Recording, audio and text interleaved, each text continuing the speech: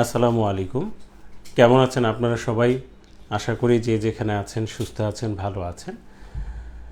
আমাদের প্রিসাইজ পাবলিকেশনের পক্ষ থেকে এবারের এডিশনে যে বইটি বের হয়েছে সেই বইয়ের মধ্যে আমরা এমসিকিউ সলভের বেশ কিছু ক্লাস রেখেছি। তারই ধারাবাহিকতায় ওই ক্লাসগুলো আবার আমাদের যে ইউটিউব চ্যানেল আছে সেখানেও আপলোড করা হবে। এবং আমরা ইতিমধ্যে অনেকগুলো ক্লাস আসলে নিয়ে ফেলেছি। তারই ধারাবাহিকতায় আজকে আলোচনা করব কম্পিউটার বাস, কম্পিউটারের পোর্ট, পাওয়ার ব্যাকআপ সিস্টেম ও এমবেডেড কম্পিউটার। এই যে টপিকগুলো এখান থেকে অতি গুরুত্বপূর্ণ 5টি এমসিকিউ নিয়ে তার এক্সপ্লেনেশন নিয়ে আমরা কথা বলবো, যাতে করে আপনারা একটা আইডিয়া পান যে কিভাবে এই বইয়ের এমসিকিউগুলো আমরা সলভ করতে পারি। তাহলে চলুন কথা না বাড়িয়ে আমরা আমাদের আলোচনা শুরু করি। আমরা এই টপিকটা থেকে প্রথম যে প্রশ্নটা আসলে নিয়েছি সেটা হচ্ছে আধুনিক এমবেডেড সিস্টেম কিসের ব্যবহার পরিলক্ষিত হয়।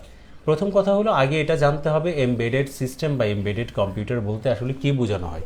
একটা জিনিস মনে রাখবেন যে এমবেডেড যে কম্পিউটারটা, সেই এমবেডেড কম্পিউটারটা বা এমবেডেড একটা সিস্টেম, তার সাথে আসলে আমরা পরিচিত কি না। আমি যদি নর্মালি আপনাদেরকে বলি, যেমন ধরেন এয়ার কন্ডিশনের কথা যদি বলি, এটিএম মেশিনের কথা যদি বলি, ওয়াশিং মেশিনের কথা যদি বলি, মাইক্রোওয়েভ ওভেনের কথা যদি বলি, আচ্ছা এই ডিভাইসগুলো আপনার মতো করে কি কাস্টমাইজ করে ব্যবহার করতে পারেন তৈরি করার পর? নাকি তৈরি করার পর এই ডিভাইসগুলো যখন তৈরি করা হয়, তৈরি করার পর আমরা যখন এগুলো ব্যবহার করি তখন এদের ব্যবহার আমাদের শিখতে হয়। এদের মধ্যে যে যে কমান্ড দেওয়া আছে সেই কমান্ড অনুযায়ী এদেরকে নির্দেশনা দেওয়া যায়, এর বাইরে কোনো কিছু করা যায় না। একটা লিমিটেড এডিশনে কিন্তু আমরা সেটাকে ব্যবহার করি, এবং এগুলোকে ব্যবহার করার জন্য আমাদের কিন্তু বাইরে থেকে আলাদাভাবে ইনপুট বা আউটপুট ডিভাইস আমাদের কিন্তু কি করতে হয় না, ব্যবহার করতে হয় না। এবং এটা টোটালি একটা প্যাকেজড, অর্থাৎ যে বিষয়টা আমাদের বাসা বাড়িতে যেমন পার্সোনাল কম্পিউটার যেটা থাকে সেখানে দেখেন আপনি ইনপুট ডিভাইস যেমন কিবোর্ড, মাউস, এগুলো আপনি আলাদাভাবে বাইরে থেকে সংযুক্ত করছেন। আবার আউটপুট ডিভাইস হিসেবে মনিটর, প্রিন্টার, এগুলো আমাদের থাকছে। তো এটা কিন্তু টোটাল একটা প্যাকেজ না। একটা কম্পিউটারের ফুল সেট আপ তৈরি করতে হলে সিপিইউ, ইনপুট আউটপুট ডিভাইস আমাদের প্রয়োজন হয়। কিন্তু আমরা ওই ডিভাইসগুলো যখন ব্যবহার করছি তখন আমাদের কিন্তু ফুল একটা প্যাকেজ সেখানে দেওয়া থাকে এবং নির্দেশনা থাকে। ওই নির্দেশনা অনুযায়ী কিন্তু আমাদেরকে ইউজ টু হতে হয়। বাট আমরা কিন্তু আমাদের যে পার্সোনাল কম্পিউটার বা যে কম্পিউটারগুলো আমরা ব্যবহার করি সাধারণত, সেগুলো কিন্তু আমরা চাইলে আমাদের মতো করে প্রোগ্রাম তৈরি করে ব্যবহার করতে পারি তৈরি করার পরেও। অর্থাৎ সিস্টেমে যে নির্দেশনা থাকে সেই অনুযায়ী ব্যবহার করা যায়, আবার আমরা আমাদের মতো করে প্রোগ্রাম তৈরি করে ব্যবহার করতে পারি। কিন্তু এয়ার কন্ডিশনার বা ওয়াশিং মেশিন বা এটিএম মেশিন এগুলো যখন মানে তৈরি করা হয় এবং একবার তৈরি করা হয়ে গেলে শুধু সিস্টেমের সেটআপটা যেভাবে দেওয়া থাকে সেভাবে একজন ইউজারকে ব্যবহার করতে হয়। এই ধরনের জিনিসকে মূলত এই লিমিটেড এরকম এডিশনের জিনিসগুলোকে আমরা বলে থাকি এমবেডেড সিস্টেম বা এমবেডেড কম্পিউটার। এবং এই এমবেডেড কম্পিউটার যেহেতু ফুল প্যাকেজ একসাথে থাকে, যেখানে মাইক্রো প্রসেসর এবং হচ্ছে ইনপুট আউটপুট ডিভাইস সব একসাথে যুক্ত থাকে, এই কারণে এই পুরো ফুল প্রোগ্রামটাকে একসাথে বলা হয় মাইক্রো কন্ট্রোলার। তো এমবেডেড সিস্টেম আসলে এর মধ্যে যার ব্যবহারটা থাকে সেটা হচ্ছে মাইক্রো কন্ট্রোলার। প্রসেসর বলতে শুধু ALU-কে আমরা বুঝে থাকি। মাইক্রো প্রসেসর হচ্ছে কন্ট্রোল ইউনিট, আর ALU এই দুটো জিনিস একসাথে একটা চিপের মধ্যে আসলে এক জায়গায় রাখা হয়েছে। চিপস, এটা আসলে তো চিপ তো অনেক ধরনের হতে পারে, বাট এক্স্যাক্টলি যেহেতু মানে এখানে ওইভাবে উল্লেখ করা নাই, তাই এমবেডেড সিস্টেমের যার ব্যবহার আমরা দেখি সেটা হচ্ছে মাইক্রো কন্ট্রোলার। এই মাইক্রো কন্ট্রোলার বলতে ফুল প্যাকেজটাকে বোঝানো হয়। কেমন? আচ্ছা, এরপরে যদি আমরা দেখুন এমবেডেড কম্পিউটার থেকে আমরা আরও একটা প্রশ্ন নিয়েছি। এমবেডেড কম্পিউটারের উদাহরণ 9 কোনটি? এমবেডেড কম্পিউটারের উদাহরণ 9 কোনটি? প্রিন্টার, হ্যাঁ, এখানে একটা লিমিটেড এডিশনে এটাকে আমরা ব্যবহার করতে পারি আউটপুট ডিভাইস হিসেবে। স্মার্টফোন, এখানে যত ধরনের নির্দেশনা দেওয়া থাকে সে অনুযায়ী আমরা ব্যবহার করছি। মাইক্রোওয়েভ, এখানেও ওই লিমিটেড এডিশনে ব্যবহার করা যাচ্ছে। বাট অ্যাবাকাস কিন্তু এমবেডেড কম্পিউটারের সিস্টেমের মধ্যে পড়ছে না। অ্যাবাকাস একটা অ্যানালগ জিনিস যেটার মাধ্যমে আসলে আমরা গণনা করি এবং কিছু রুলস মুখস্থ করার মাধ্যমে এটা দিয়ে গণনার কাজটাকে কি করা যায়, সহজ করা যায়। তাই উত্তর হবে কি, এমবেডেড কম্পিউটারের উদাহরণ 9 হচ্ছে অ্যাবাকাস, এটা হবে। কেমন? আচ্ছা, এরপরে দেখেন কম্পিউটারের বাস সম্পর্কিত আলোচনা। আমরা তো জানি বাস মানে এক ধরনের লাইনের কথা বলা হচ্ছে, যে লাইনগুলোকে ব্যবহার করে, যে সংযোগগুলোকে ব্যবহার করে আমাদের তথ্য আদান প্রদান হবে।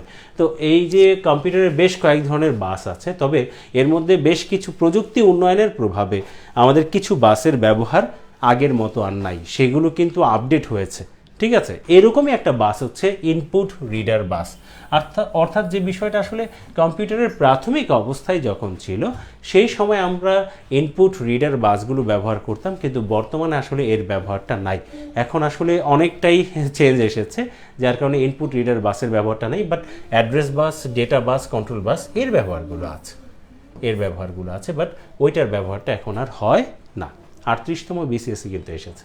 আচ্ছা, এর পরবর্তী প্রশ্নটা যদি আমরা একটু খেয়াল করি, দেখুন করেছে, সেটা হচ্ছে একটি কম্পিউটারের কমিউনিকেশন পোর্ট, বাস পোর্ট, হ্যাঁ, এই জিনিসগুলো কিন্তু আমাদের পড়তে হবে। এমবেডেড সিস্টেম, কারণ এটা সরাসরি উল্লেখ করা আছে সিলেবাসের মধ্যে।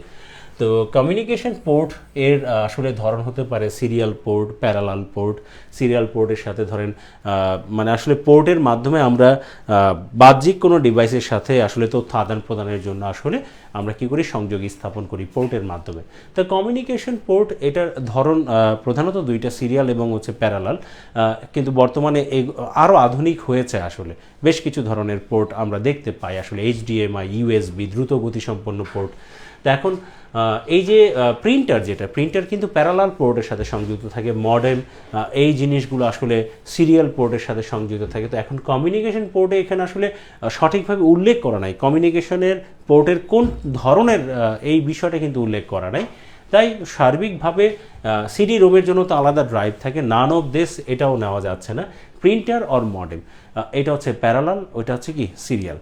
তো কমিউনিকেশন পোর্ট যদি বলে, তাহলে আমরা ওই ক্ষেত্রে মডেমটাকে নিতে পারি, কারণ মডেম সংযোগ করার মাধ্যমে কিন্তু আমরা আলটিমেটলি পুরো কম্পিউটারটাকে একটা ইন্টারনেটের সাথে কানেক্ট করে ফেলতে পারতেছি, অন্য সকল ডিভাইসের সাথে কানেক্ট করা যাচ্ছে, চাইলে তথ্য আদান প্রদান আমরা করতে পারছি।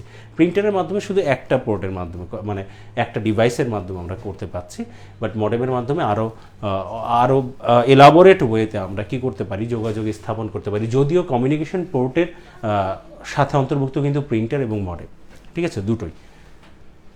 আচ্ছা, আমরা এরপরে যদি যাই, তাহলে একটু খেয়াল করবেন নিচের কোন পোর্টকে প্রিন্টার পোর্ট বলা হয়। এই যে একটু আগে বললাম, প্রিন্টার পোর্ট যদি বলে তাহলে প্যারালাল পোর্ট, সিরিয়াল পোর্ট হচ্ছে মডেম, আর ইউএসবি পোর্ট এটা হচ্ছে বর্তমানে আধুনিক দ্রুত গতিসম্পন্ন পোর্ট।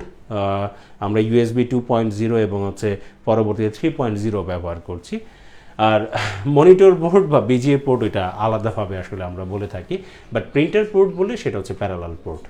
আচ্ছা, তাহলে এই যে পোর্টের ধরন, তারপর হচ্ছে বাস, এমবেডেড সিস্টেম, এই সকল জিনিসগুলো আসলে এই জায়গা থেকে আমাদের পড়তে হবে।